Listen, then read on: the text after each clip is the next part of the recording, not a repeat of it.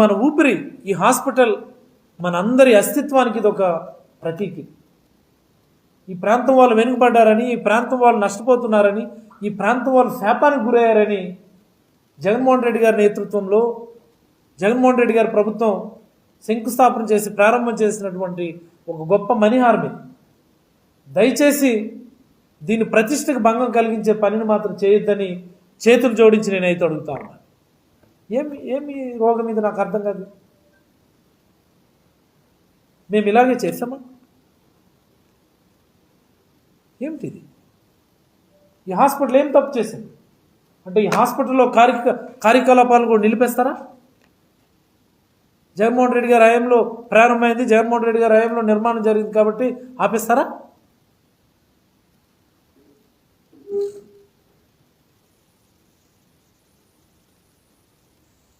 దయచేసి మేము మళ్ళీ ప్రెస్ ముందుకు వచ్చో లేకపోతే రోడ్డెక్కి కార్యక్రమాలు చేసేటటువంటి అవకాశం ఇవ్వకుండా ఒక గొప్ప అవకాశం మీకు పలాస నియోజకవర్గం ప్రజలు ఇచ్చారు. శిరీష గారికి చెప్తున్నాను,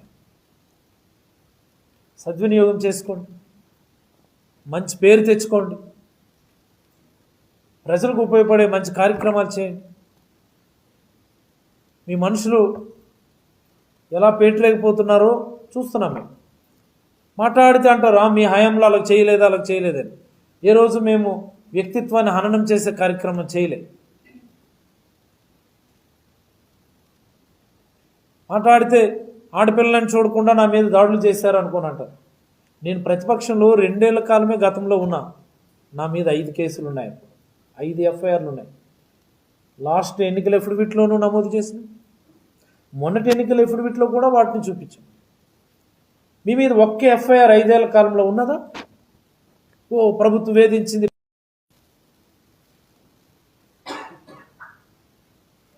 మీకు పెద్ద మెజారిటీతో ప్రజలు గెలిపించారు. ప్రశాంతంగా ఆలోచించుకొని హుషారుగా పనిచేసుకొని ప్రజలకు మంచి చేసే కార్యక్రమాలని మీరు చేయండి. మాకు ప్రతిపక్షపాత పోషించమని ఇక్కడ మాకు ప్రజలు నిర్దేశించారు కాబట్టి ప్రజల తరపున పోరాడడానికి, ముఖ్యంగా ఏదైతే వ్యక్తిత్వ దాడులు చేయడానికి కొంతమంది, వ్యక్తిగత దాడులు చేయడానికి కొంతమంది తెలుగుదేశం పార్టీ మనుషులు రెడీ అయిపోయినారు. ఇందాకే చెప్పారు, 2 ప్రముఖ వయసు కుటుంబాల మీద ఆల్రెడీ దాడులు చేశారు. మరో ప్రధాన సామాజిక వర్గమైనటువంటి వాళ్ళ ఆస్తుల మీదకి, వాళ్ళ వ్యాపారాల మీదకి కంప్లైంట్లు పెట్టేస్తున్నారు. ఇది పద్ధతి కాదు. నేను రాజకీయాల్లోకి వచ్చింది ప్రతిపక్షంలో ఉన్నప్పుడే. ప్రతిపక్షంలో ఉన్నప్పుడు ప్రతిరోజు కూడా మేము ప్రజా సమస్యల పట్ల రోడ్ల మీదే ఉన్నాం. రోడ్ల మీద ఉండడం మాకేమీ కొత్త కాదు. అలాంటి అవకాశం మాకు ఇవ్వద్దని, అలాంటి పరిస్థితి కల్పించొద్దని, మీకు ఇచ్చినటువంటి గొప్ప అవకాశాన్ని సద్వినియోగం చేసుకొని ఈ నియోజకవర్గాన్ని అభివృద్ధి బాటలోకి తీసుకొని వెళ్ళి మంచి పేరు తెచ్చుకోమని మేమైతే మనస్ఫూర్తిగా సూచిస్తున్నాము. వేరే అభిప్రాయం లేదు.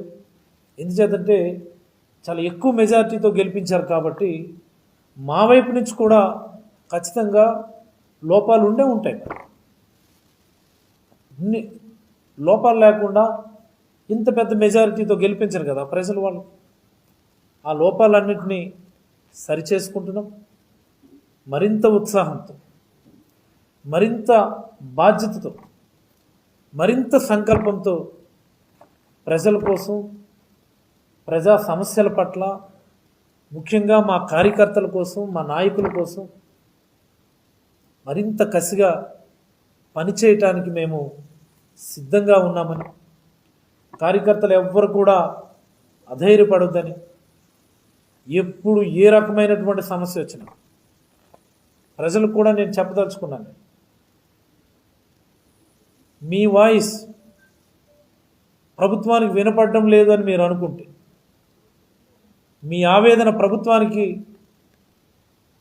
తెలియడం లేదని మీకు అనుకుంటే, మీ సోదరుడు డాక్టర్24 గంటలు కూడా మీకు అందుబాటులో ఉంటాడని మీ వాయిస్ని ప్రభుత్వానికి తెలియజేయడానికి, మీ ఆవేదనని ప్రభుత్వం దృష్టిలో పెట్టడానికి, మీ సమస్యని ప్రభుత్వంతో పోరాటం చేయటానికి మీ సోదరుడు doctor Appalaraju, entire YSR Congress party శ్రేణులు, ప్రతి కార్యకర్త, ప్రతి నాయకుడు కూడా సిద్ధంగా ఉన్నారని, ఈ క్షణం నుంచే మీకోసం పనిచేయటం మొదలు పెడుతున్నామని ఈ సందర్భంగా తెలియజేస్తూ, మరొక మారు తెలుగుదేశం శ్రేణులకి ఈ రకమైనటువంటి పనులు చేయదు. ఇది మన ప్రాంతానికి అవమానం.